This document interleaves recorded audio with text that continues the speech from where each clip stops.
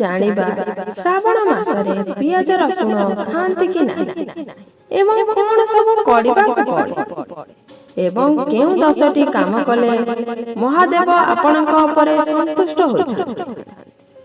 ନମସ୍କାର ସମସ୍ତଙ୍କୁ, ଜୟ ଜଗନ୍ନାଥ। ମୋ ଭିଡିଓକୁ ଆପଣମାନଙ୍କୁ ସ୍ୱାଗତ। ବର୍ତ୍ତମାନ ତ ଶ୍ରାବଣ ମାସ ଚାଲିଛି।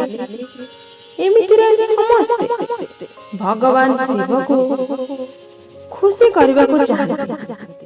ସମସ୍ତେ ଚାହାନ୍ତି ଶ୍ରାବଣ ମାସରେ ଭଗବାନ ଶିବଙ୍କୁ ପ୍ରସନ୍ନ କରିବେ ଏବଂ ତାଙ୍କ ନିଜର ମନସ୍କାମନା ପୂରଣ କରିବା ପାଇଁ ଚେଷ୍ଟା କରନ୍ତି। ଏମିତି କିଛି ଭୁଲ ଆମ ମାନଙ୍କ ଦ୍ୱାରା ହୋଇଥାଏ, ତାହା ଆମେମାନେ ଜାଣିନଥାଉ। ଏମିତି କେଉଁ ଭୁଲ ଅଛି ଯାହା ଆମେ କରିବା ନାହିଁ? ଶ୍ରାବଣ ମାସ ଗୋଟିଏ ପବିତ୍ର ମାସ ହୋଇଥାଏ। ଶ୍ରାବଣ ବ୍ରତ ଆମ୍ଭେମାନେ ଯେପରି ଭାରତରେ ପାଳନ କରୁ, ସେପରି ବିଦେଶରେ ମଧ୍ୟ ପାଳନ କରାଯାଏ।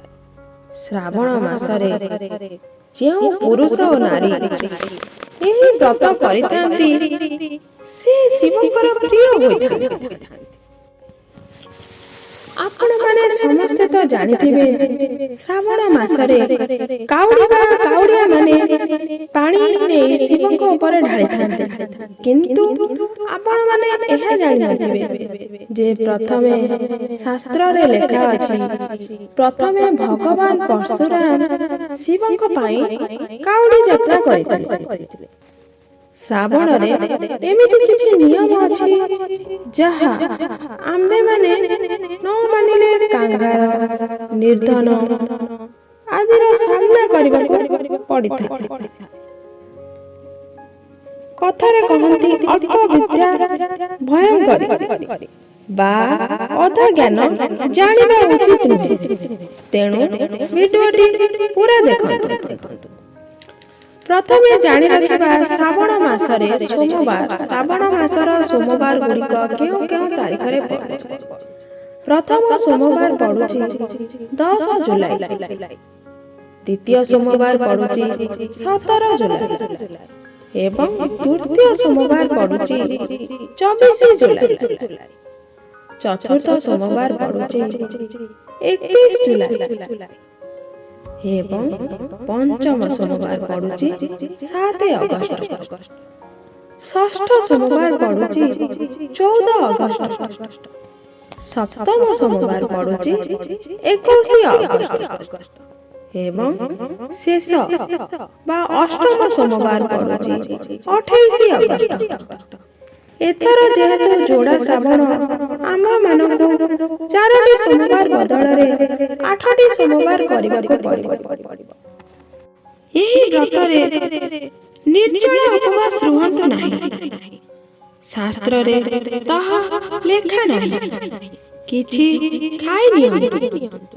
ଦିନରେ ଗୋଟେ ଟାଇମ୍ ହେଉ ପଛେ କିଛି ଖାଇ ନିଅନ୍ତୁ। ଫଳମୂଳ ମଧ୍ୟ ଖାଇପାରିବେ, କିନ୍ତୁ ଭୁଲରେ ବି ବାହାରେ ବିକ୍ରି ହେଉଥିବା ଜିନିଷ ଖାଆନ୍ତୁ ନାହିଁ। ବାହାର ଜିନିଷ ଶୁଦ୍ଧ ହୋଇନଥାଏ ଆଉ ଆପଣଙ୍କର ବ୍ରତ ପୁରା ହୋଇନଥାଏ ଏବଂ ଭଗବାନ ଶିବ କୋପ କରିଥାନ୍ତି। ଶ୍ରାବଣ ବ୍ରତରେ ଅନ୍ନ ଏବଂ ପିଆଜ ରସୁଣ ଖାଆନ୍ତୁ ନାହିଁ। ଶ୍ରାବଣ ମାସରେ ଏହି 10ଟି ନିୟମ ମାନି ଚାଲନ୍ତୁ ବା ପାଳନ କରନ୍ତୁ। ନମ୍ବର 1, ଶ୍ରାବଣ ମାସରେ କୌଣସି ଗରିବକୁ ଅପମାନ କରନ୍ତୁ ନାହିଁ, କାରଣ ପ୍ରତ୍ୟେକ ଗରିବଙ୍କ ଭିତରେ ମହାଦେବ ବାସ କରିଥାନ୍ତି। ନମ୍ବର 2, ଶ୍ରାବଣ ମାସରେ ସ୍ତ୍ରୀ ଲୋକ ବା ମହିଳାମାନେ ବେଶୀ ଡେରିରେ ଉଠନ୍ତୁ ନାହିଁ। ଏପରି କଲେ ତାଙ୍କ ସ୍ୱାମୀ ବର୍ବାଦ ହୋଇଯାଆନ୍ତି।